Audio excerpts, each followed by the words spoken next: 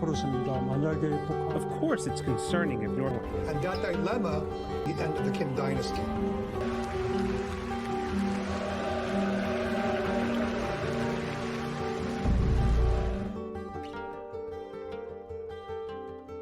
Look at this picture. While South Korea and its neighboring nations sparkle with a tapestry of lights, signifying bustling cities and thriving economies, North Korea remains shrouded in darkness, symbolic of its isolation and economic struggles. But things were different a few decades ago. The historical context of this division dates back to the end of World War II when the Korean peninsula was under Japanese rule.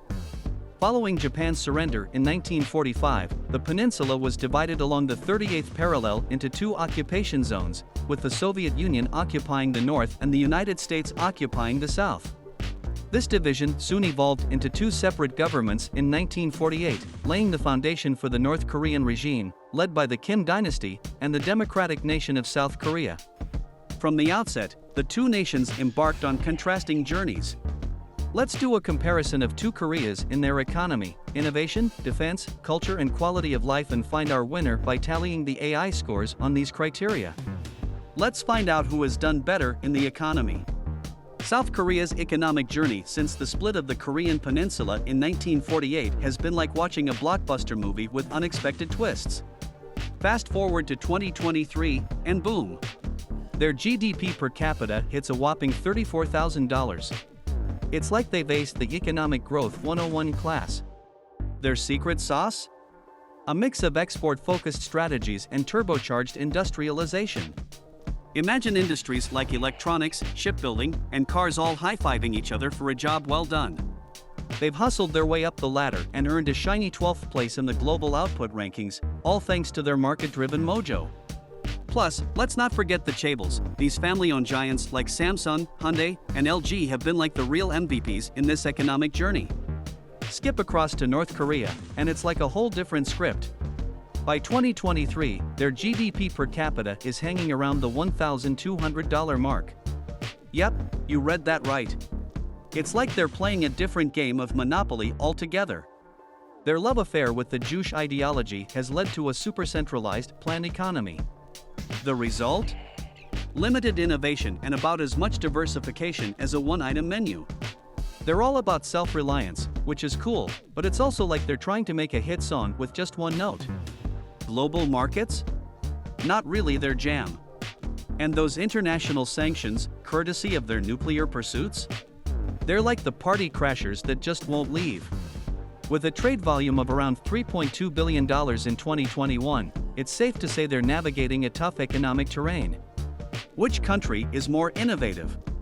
South Korea's incredible journey from the ashes of war to a global technological titan stands as a testament to their focused drive and unyielding pursuit of progress. At the core of this transformation lies an educational system that churns out STEM-savvy talents, ready to take on the world's tech challenges. This commitment to education has been a cornerstone in catapulting the nation's technological marvels. And let's talk about their R&D game. South Korea has aced the playbook by putting their money where the future is, research and development. With both the government and private sector investing big bucks, it's no surprise that they're among the world's top spenders in this game-changing realm. The crown jewel? Their semiconductor industry, headed by heavyweights like Samsung and SK Hynix.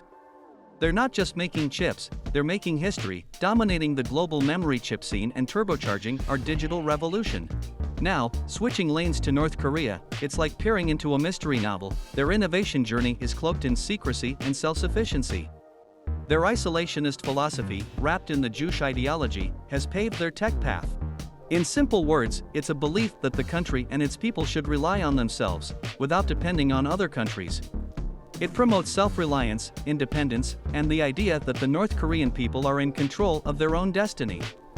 Jewish emphasizes the leadership of the ruling Kim family and a strong sense of nationalism. North Korea has reported various innovations, including its space program with satellite launches and the development of nuclear weapons, sparking international concern. The government tightly controls information through state media, and its military showcases domestically produced equipment.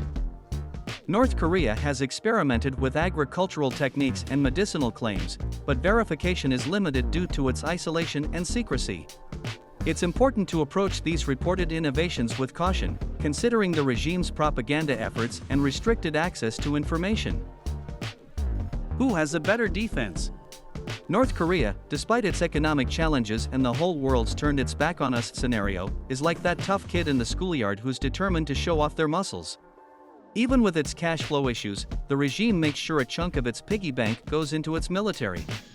The army? It's like a million-member party, one of the biggest out there. But hold on, the conscription setup's got some questioning whether everyone's on the same page when it comes to skills and spirit. They've pulled off some missile tricks and nuclear tests, but the rust-covered military gear in their arsenal gives off some blast from the past vibes. This might not exactly cut it against the super shiny tech their rivals are packing. And speaking of rivals, North Korea's flying solo on the international friendship scale, and it's a bit like wearing a kick-me sign. South Korea, with pockets deeper than the Mariana Trench, has thrown serious cash at its defense game. With $44.2 billion in their piggy bank in 2023, they're flexing some high-tech muscle. They've gone all in on fancy stuff like guided missiles and next-level fighter jets. The Air Force is like a scene from Top Gun, with F-15K Slam Eagles and their very own KF-21 Borame stealing the show. The Navy? Think modern destroyers and submarines, like something out of a sci-fi movie, keeping the waters secure.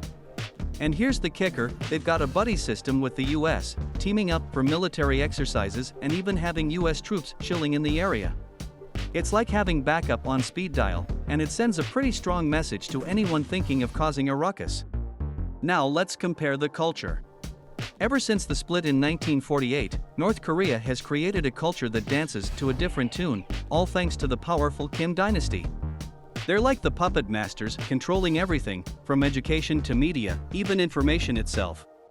Imagine living in a world where you're always being watched, and your thoughts are supposed to follow a specific script. Personal freedom? Not really their jam. Unity and loyalty to the government are the core of North Korea's cultural DNA. Even though they're not exactly partying with other nations, they put on a show, flaunting their traditional arts, music, and performances like Arirang Mass Games, where thousands of performers create elaborate and synchronized displays, showcase the regime's commitment to collective performances. Their isolation doesn't stop them from screaming "We're united" through propaganda. And guess what? It works. Loyalty to their leaders is like the song they can't stop humming. Switch over to the flip side, and you've got South Korea. Here, culture's like a wildflower, blossoming under a democratic sky after breaking free from a few top-dog rulers. This freedom means people can say what they want and join groups without checking for secret cameras. Check out K-pop, for instance, it's like the cool kid in class that everyone wants to hang out with. And BTS? They're the poster boys of South Korea's cultural coolness, collaborating with artists from all over and spreading harmony. But it's not just about music. South Korea's TV dramas, the K-dramas, are the darlings of global screens, showing off their language, traditions, and customs. They're all about heritage too, celebrating their roots through festivals and even rocking their traditional threads, the hanbok. South Korea's mandatory military service for men has created a strong bond among its citizens and contributes to a sense of national unity and preparedness. The big takeaway? South Korea's culture party is open to all, celebrating diversity and respect for their past.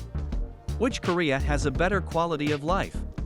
In North Korea, the 3 generations of punishment policy is a practice where individuals can be punished for the actions of their parents or grandparents. North Korea's quality of life is like a painting in shades of oppression, all thanks to the Kim dynasty's iron grip. The citizens face a suffocating regime that pulls a tight leash on their freedom, resulting in a maze of human rights abuses and a life that's far from easy. The brave defectors who manage to escape share tales of a world where speaking out leads to brutal punishments, surveillance feels like a shadow, and the media is more about propaganda than truth. Healthcare? Well, that's a struggle too. The system's starved for resources, prioritizing the elite while leaving the general folks with limited medical care. The vulnerable citizens are caught in a tough spot. And education? It's like a guided tour of the regime's ideology, stifling independent thought and creativity. Students are taught to salute the regime more than develop themselves. Access to learning? Well, that comes with pledging allegiance to the state, cutting off chances for genuine intellectual growth. It's a recipe for limited potential and self-expression. Living conditions? Think widespread poverty, subpar housing, and a lack of basic amenities, especially in rural areas. The food situation's dire too, with a chunk of the population facing hunger and relying on aid. The mix of political repression, economic turmoil, and scarcity paints a bleak picture of life in North Korea. Switch to the south, and you're in for a transformative tale. From a dark history of authoritarian rule, South Korea has emerged as a beacon of democracy and progress. Citizens enjoy fundamental rights and a space for self-expression. This vibrant environment fosters innovation and growth, laying the groundwork for a flourishing society. Healthcare? It's like a success story. Accessible and top-notch medical services, impressive life expectancies, they're nailing it. And education? It's all about excellence. Focused on STEM and nurturing a skilled workforce, South Korea's education push has fueled economic growth and global competitiveness. In a nutshell, the quality of life comparison between North and South Korea tells a tale of two worlds. The stark differences between the two Koreas serve as a poignant reminder of the profound impact of governance on a nation's trajectory and the well-being of its people. As the global community continues to observe these contrasting destinies, the hope for a peaceful and united Korean peninsula remains a vision worth pursuing. Now, it's your turn. Drop a comment below and let us know your verdict. Are you #Team North Korea or #Team South Korea? We can't wait to hear your thoughts and engage in some friendly comparison. Don't forget to hit that like button, subscribe, and ring the notification bell so you won't miss out on more exciting content.